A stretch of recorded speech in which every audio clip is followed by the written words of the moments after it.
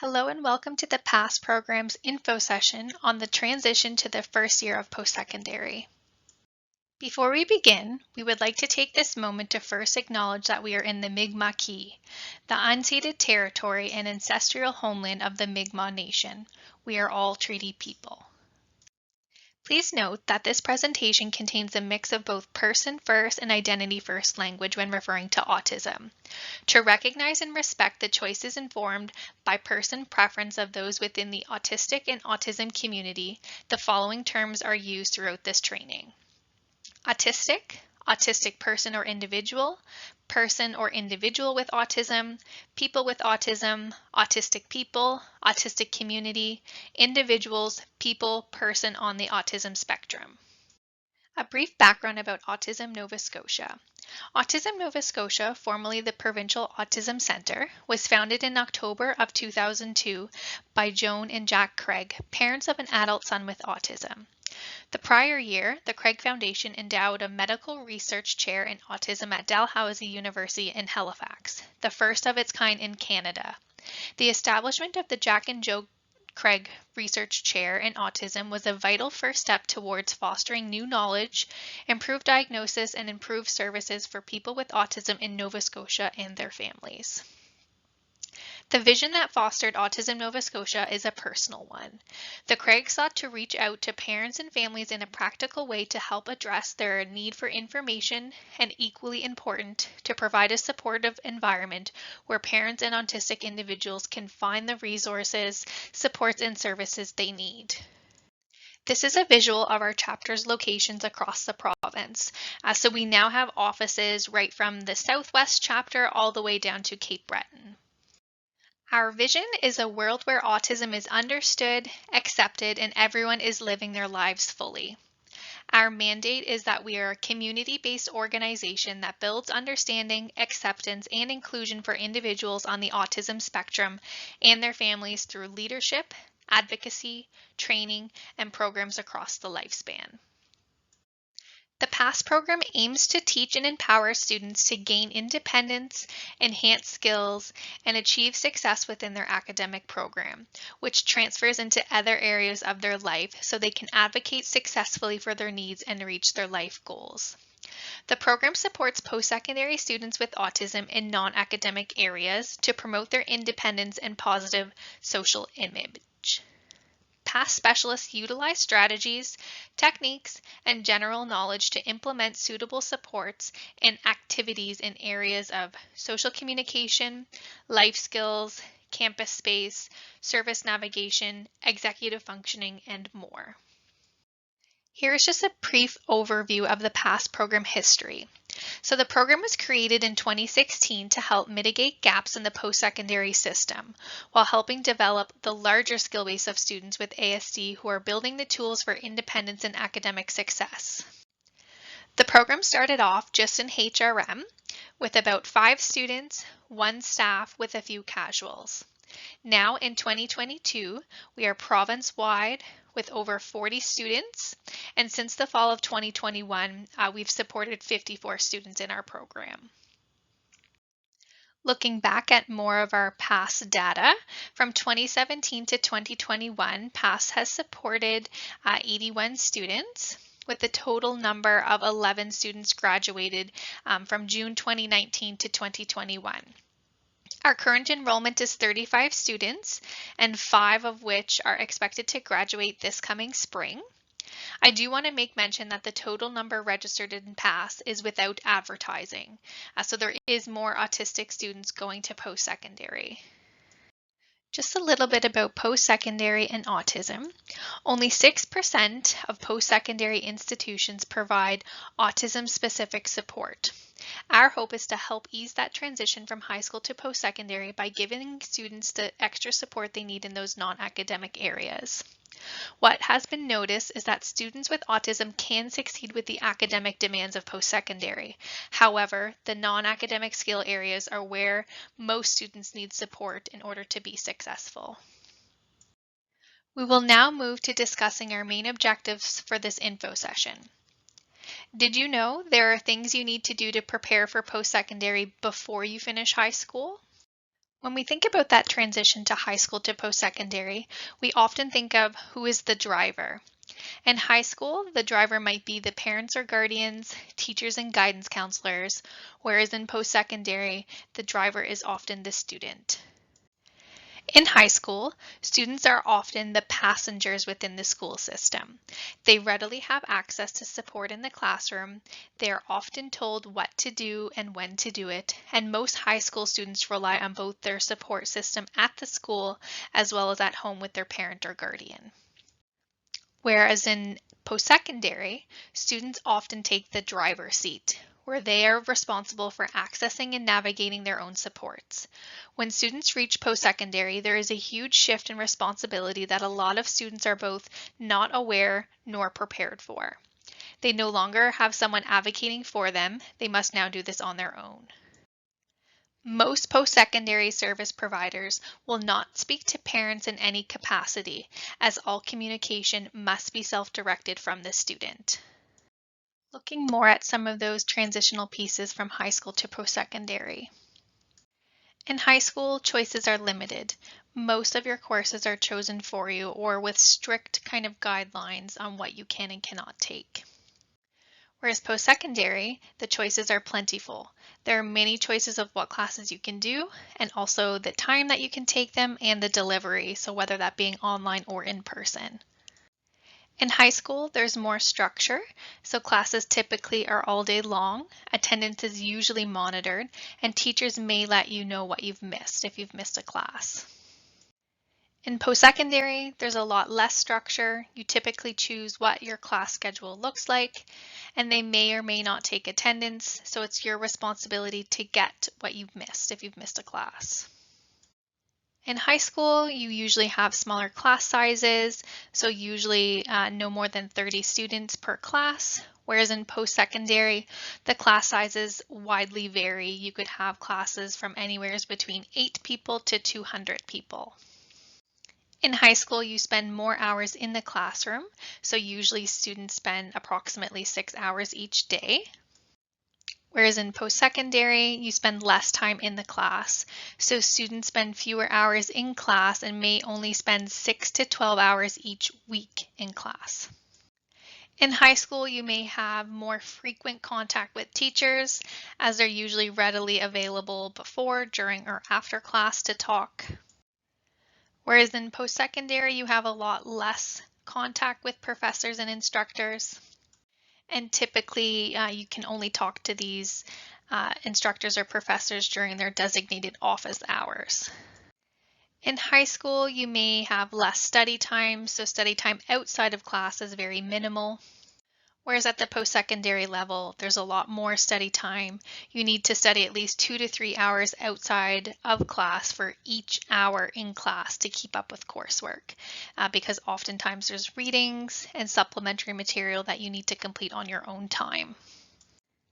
And finally, in high school, there's less self-advocacy. So often in high school, parents or guardians, teachers are usually the ones advocating for the student, whereas in post-secondary, the student must self-advocate for themselves. Over the last few years of supporting students transitioning into their first year of post-secondary, we've noticed that students are already behind by the time they get to our support. To have an easy transition, these are a few important tasks students should be looking into before starting their first year. This includes looking at the school's important dates calendar, looking into Student Accessibility Center, student loan, course registration, and residency.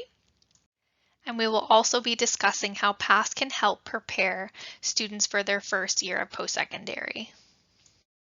The first important task students should start looking at is the important dates calendar at their university or college.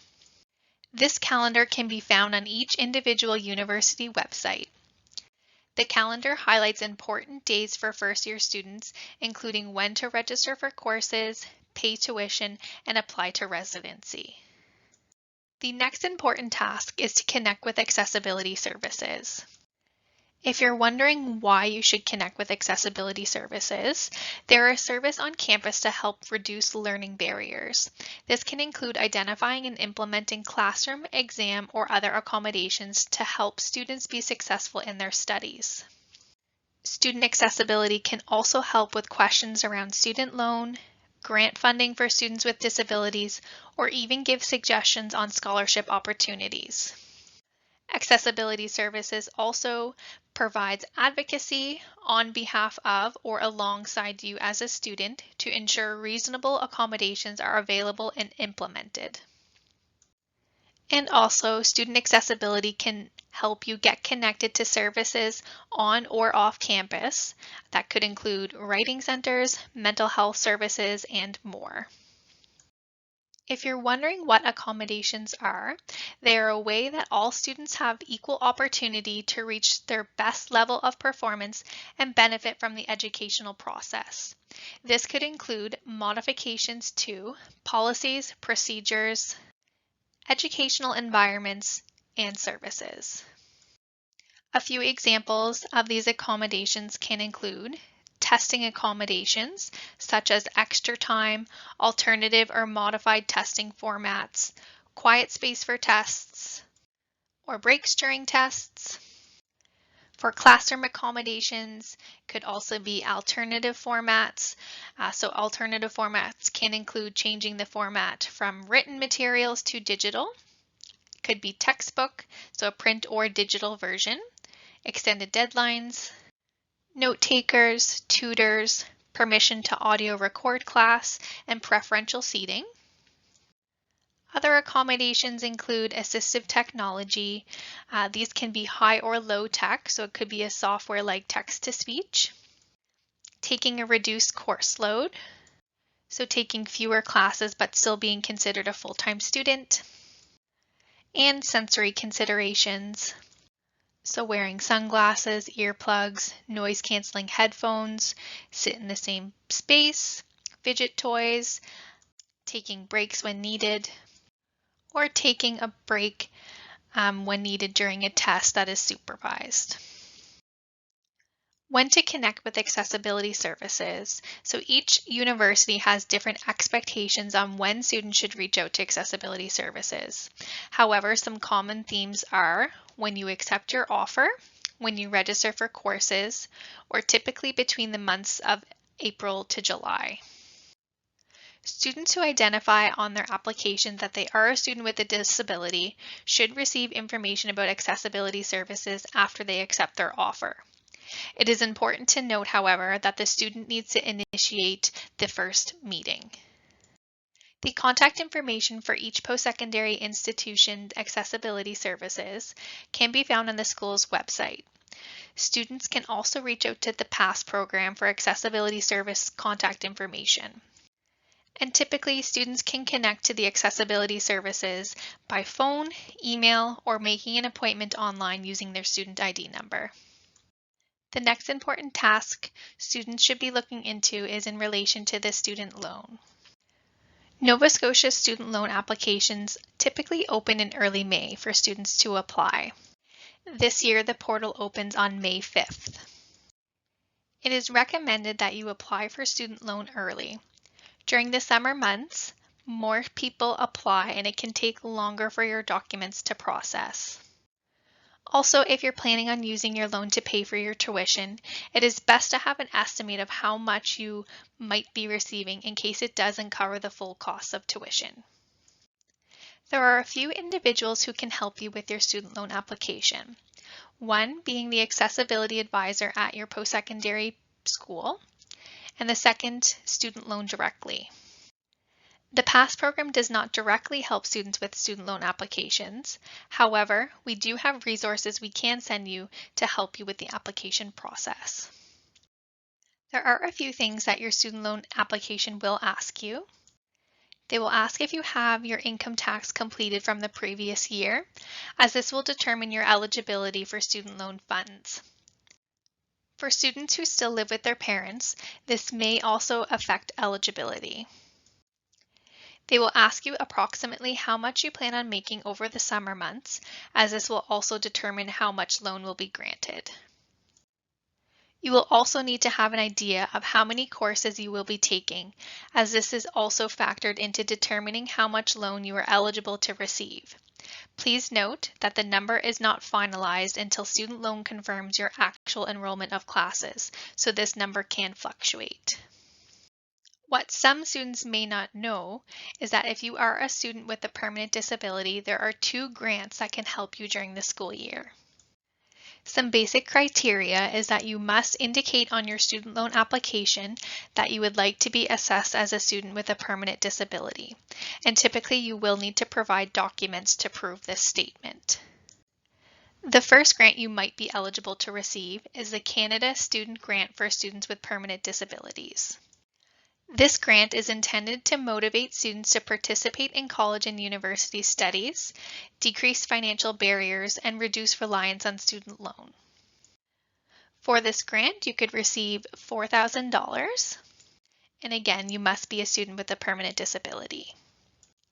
The second grant that students might be eligible for is the Canada Student Grant for services and equipment for students with permanent disabilities. If you meet the grant eligibility requirements, you could receive up to $20,000 per academic year.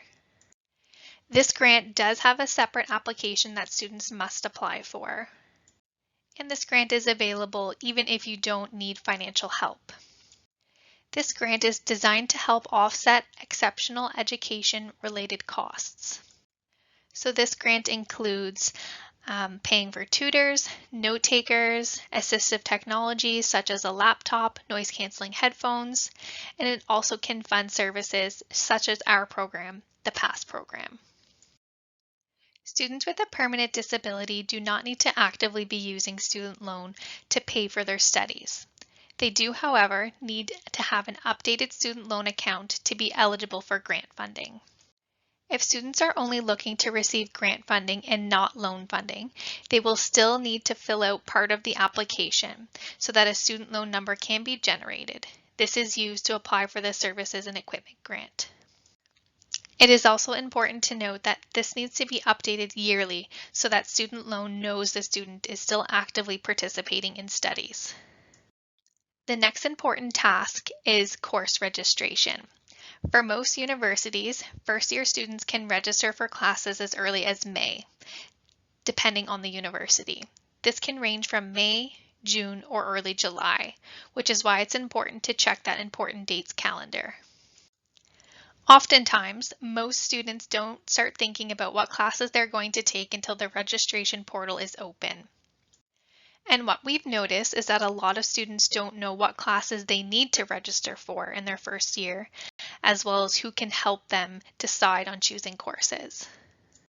If students do need help deciding on which courses they need to take in their first year, or just help registering for courses, students can reach out to their academic advisors at the university or college.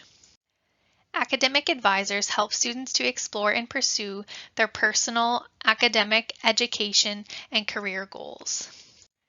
Students may also be able to receive some support from their accessibility advisor. Accessibility advisors support students throughout the educational process, encouraging independence and self-advocacy while providing individualized services and accommodations. However, course registration support from an accessibility advisor is dependent on the post-secondary school. Most of the time, students are referred to an academic advisor as they have more understanding of the degree planning and process. The other reason on why it's important to think of course registration early is if you're considering a course reduction. Course reductions can look very different between the college level and university levels. Many students opt to doing a course reduction to eliminate some of the stress of taking multiple courses. However, looking at NSCC, the programs are structured to the course students need to take for course reductions and need to be reviewed and approved by the chair of the department. They will work with you and compose a plan of what your course schedule will look like over the next couple years. This is why it's important to meet with your accessibility team early to help you structure your schedule. Also, it's important to note if you're planning on doing a course reduction at the college level, you typically need to pay for the entire 2-year course upfront. Course reductions look a little bit different in university because of the amount of courses offered in university. Students have a lot more choice in what to take, and they can register for courses either independently or with support from their advisor to ensure they're taking the courses they're required to complete their degree. And again, the last important task we'll be discussing today is in relation to residency. Each post-secondary school has a different deadline for residence applications. It is important to check that important dates calendar or email the school's residential life manager directly to ask about these deadlines. If applications are received late or after the deadline, students may not have a guaranteed spot in residence and may need to find housing elsewhere, so somewhere off campus. And it is important to note that some school applications have already been opened as early as February. Each post-secondary school will have a residence life manager that students can reach out to for questions about applications, deadlines, and more. If you're feeling anxious about post-secondary tasks, PASS can help guide you. PASS provides one-to-one support weekly for approximately 2 hours.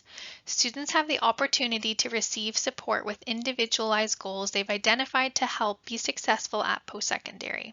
Some of those goal areas can include advocacy, social communication, executive functioning, time management, and more. And for the first time, PASS will be offering a summer program designated to help first-year students with the gaps that we've noticed in the transition to post-secondary. This summer program will run in July and August for 3 hours per week. Students will receive support in targeted support areas, including campus navigation, post-secondary platform familiarity, accessibility services, and also topics discussed in this info session today. Our intention of this program is to offer both education and hands-on experience and support in areas that we've noticed has caused a great deal of stress for students.